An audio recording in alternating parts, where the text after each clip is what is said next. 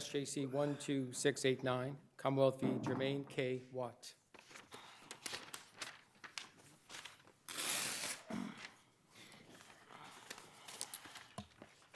Good morning, Ms. Jacobstein. We're sorry that we were not able to allow you to be present for your other hearing, but If it was important, I would have moved it. okay. Thank you, Your Honor. Good morning. I represent Jermaine Watt.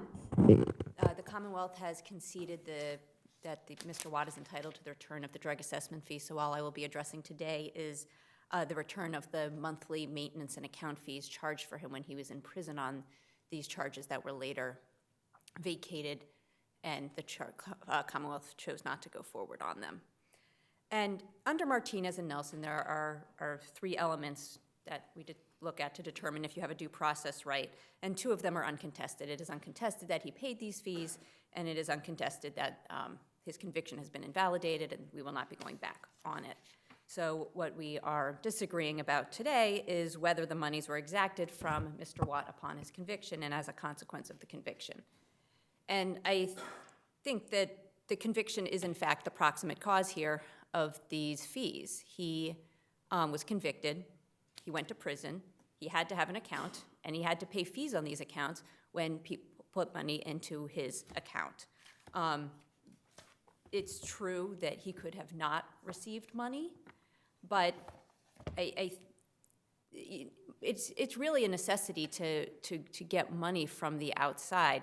You can tell from the record appendix, which lists some of the things that he bought. He bought fingernail clippers.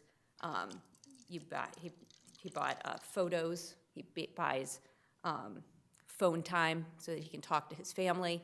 So these are all things that he needs to have, and he can't avoid them.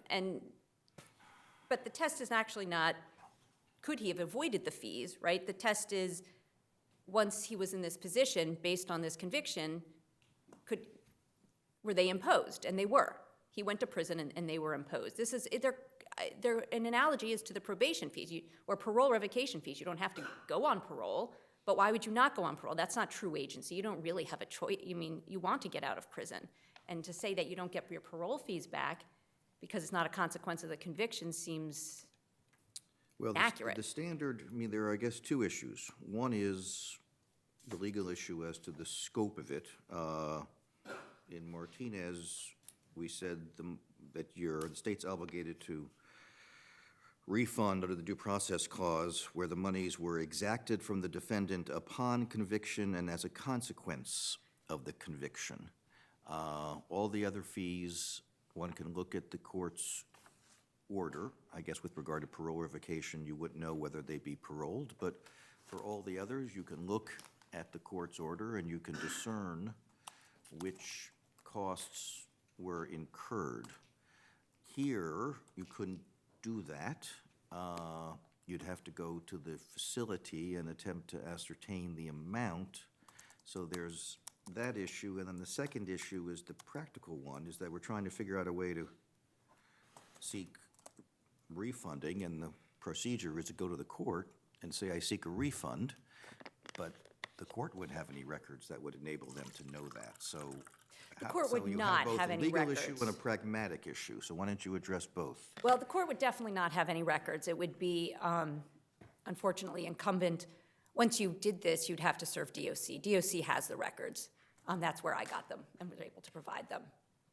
So it does add an unfortunate extra step. And I did serve DOC with the motion in this case, in case they wanted to be heard, because in other contexts, this court has said that the Commonwealth is the proper person for motions to return money when the Commonwealth has it, but if a different government unit is interested, they should be informed. So I did do that, but it would definitely be incumbent upon the person requesting the refund to get the money back. The court would not just be able to know that, so logistically it would be more difficult. Would the court be able to issue an order to the DOC to refund the money?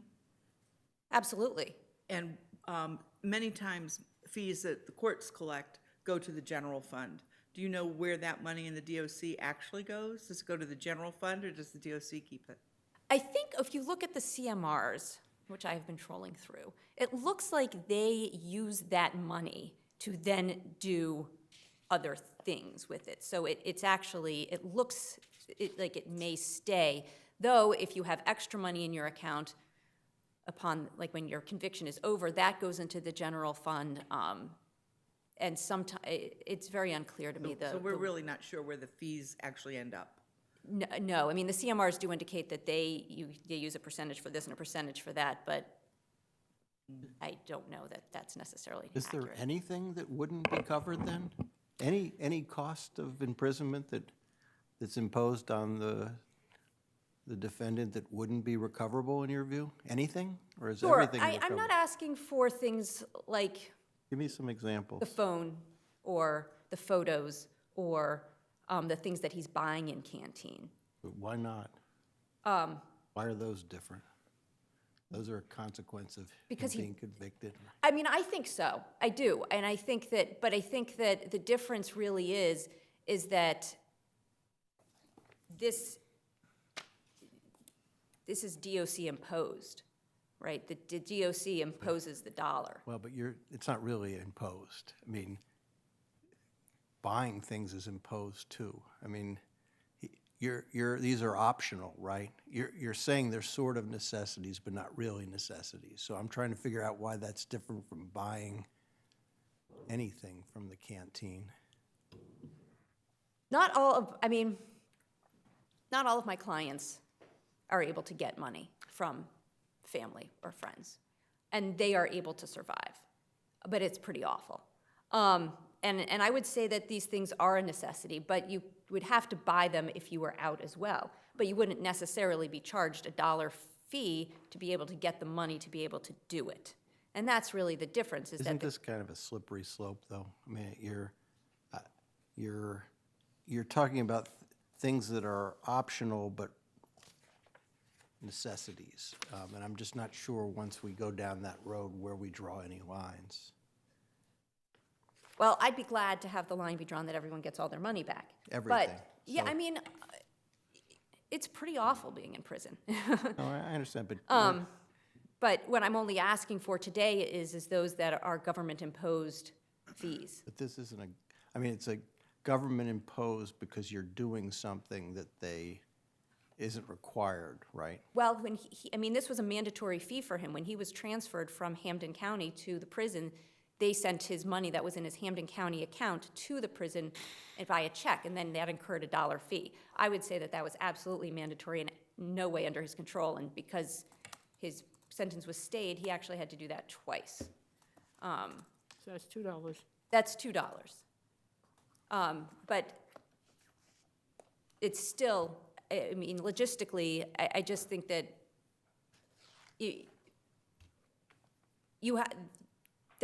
this is the only way people can get you money. You can make some money. You can make up to $10 a week, but $5 of that you can't spend. That has to go into a savings account. So you can only, and then that's where you get your over-the-counter medications, et cetera. So whether you need the over-the-counter medications is one thing, as to whether it can be a necessity, but whether you need the money, if you do need it, that absolutely you do need it.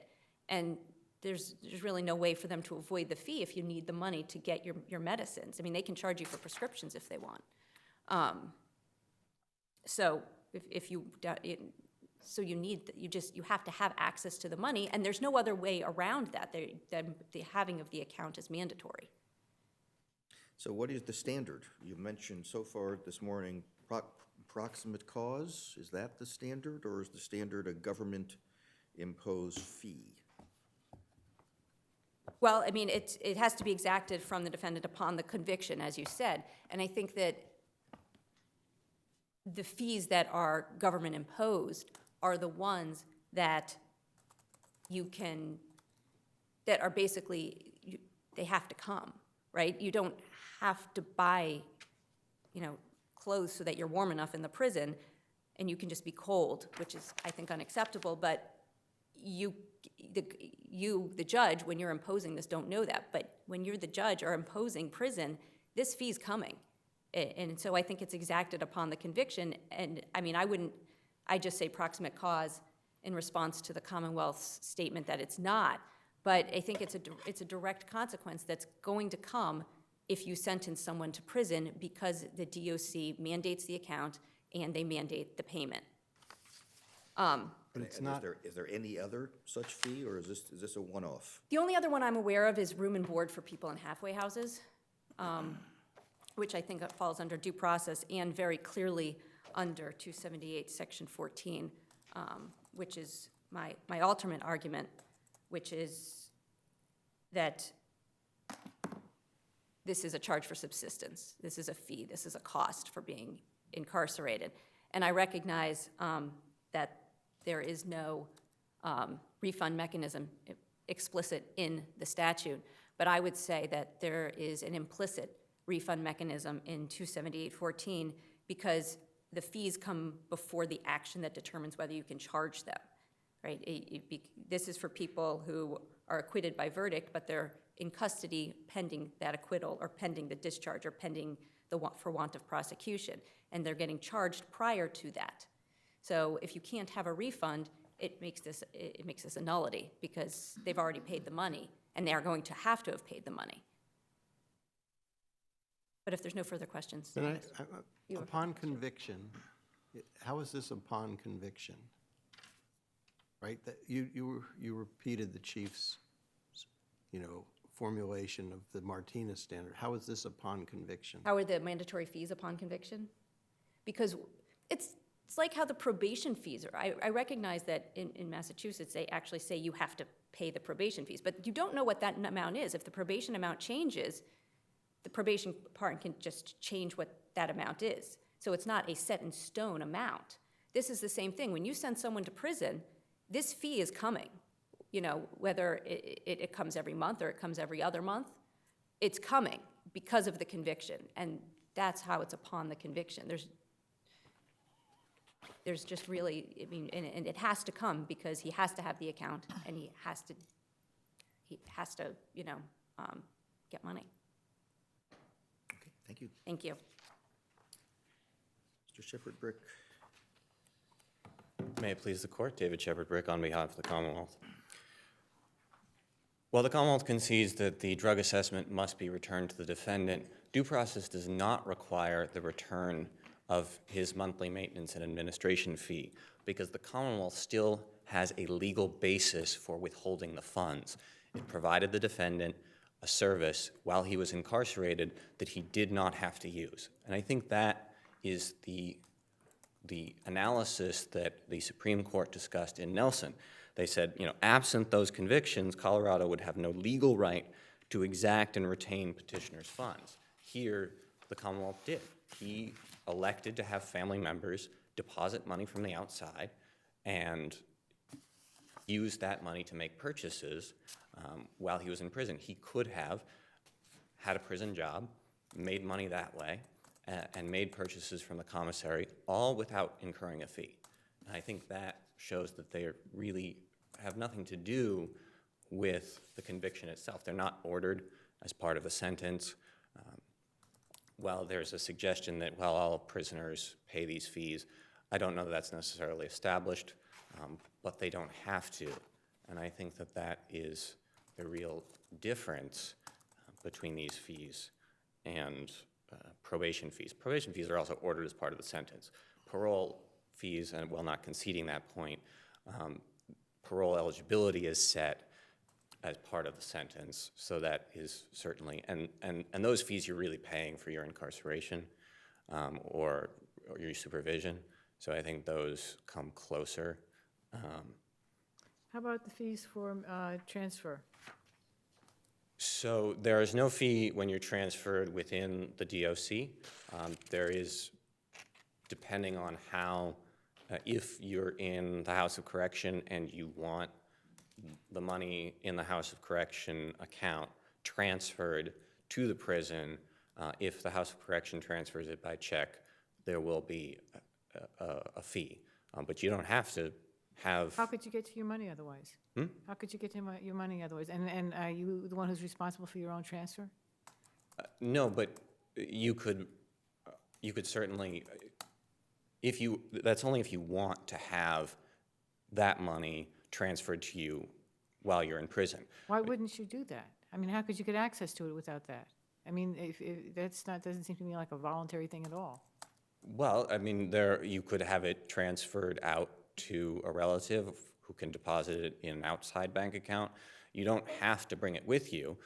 I understand you would probably want to bring it with you, but I think that that's the distinction, is there's no requirement that you deposit any money in your prisoner account. Well, there's no requirement that you deposit it, but after that, how it gets handled, it seems to me, it's not your business. Well, but once you deposit it in the prison, there are no fees for transfer between DOC facilities. Yeah, but it's not you who's saying that you're going to go between DOC facilities. I mean, if you get transferred to someplace that's not within that group, is that your doing? No, but I think what we're dealing with is if the DOC transfers you while you're still serving your sentence, that falls under what they call TI income, which is not subjecting you to any type of fees. So once you're in the DOC, there are no fees for transfer. It's just if you bring in money transferring from the House of Correction to prison, or you have outside family members deposit it for you. Do we know how much money we're talking about overall across the system that are collected in fees like this? I am not aware of how much is at issue. How about what's the economic term, agency costs? You're going to have to, how would you do this? Say the defendant wins. We've got how many people incarcerated? How many of these accounts going on? How many different transfers? I mean, how long would this take to figure out? The logistical undertaking would be massive, I think. And Well, we're only talking about the people who are either win on appeal or maybe otherwise acquitted or released, or having their convictions reversed. yeah, it would only apply to those individuals. There is the pending class action lawsuit, which for the Farrak and Dukin defendants, which I understand that this has implications for. Would apply to a mere 15,000? 1,000 people? 50,000, a mere 50,000, yeah. 50,000. $30 times 50,000 is quite a bit. Not all of them went to prison, but And I assume a lot of those have accounts, right? So we're going to have to, those class action lawyers are going to be going through a lot of accounts, you know. I would imagine that would be required for that. I would just briefly address the statutory argument. The 278.14 was conceived at a time when you had to pay to get out of prison. And so that's what this statute was about, that if you are found not guilty or there's no indictment returned against you or the prosecution elects not to proceed, you shouldn't be stuck in prison just because you can't pay your exit fees. And so I think that the statutory history, the history of jailers' fees in general, establish that that's what this purpose of the statute was. It says shall not be liable. It does not provide a mechanism for a refund, and I don't think it's implicit in the language. okay, thank you. Thank you.